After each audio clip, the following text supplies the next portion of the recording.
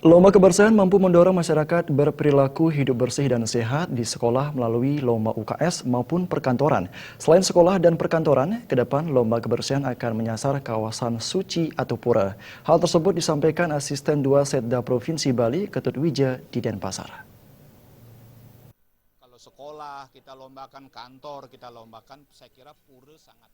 Di sela-sela kegiatan gerakan masyarakat hidup sehat, Gerbas kerjasama PHDI dengan Kementerian Kesehatan RI di Sanur, Asisten 2 Setda Provinsi Bali Ketut Wija mengungkapkan, lomba kebersihan dan kesehatan selama ini menyasar sekolah melalui UKS dan perkantoran.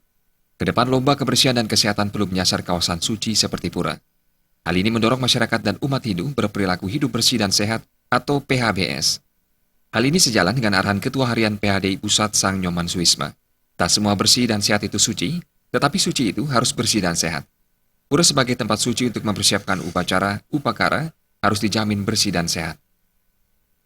Saya pikir kenapa tidak gitu kan, kalau sekolah kita lombakan, kantor kita lombakan, saya kira pura sangat tepat kalau kita lombakan supaya orang juga mulai berlomba-lomba seperti arahannya Pak Ketua Harian PHDI Pusat.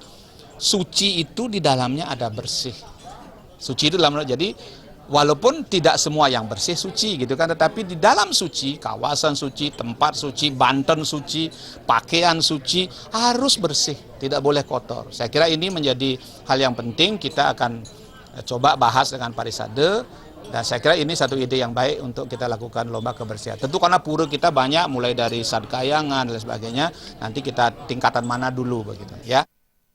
Lomba kebersihan pura menjadi hal yang penting yang rencananya akan dimulai dari Pura Sadkayangan. Namun sebelumnya, gagasan ini terlebih dahulu dibahas dengan Parisada Hindu Dharma PHDI. Perawidya dan Bayudi, Bali TV.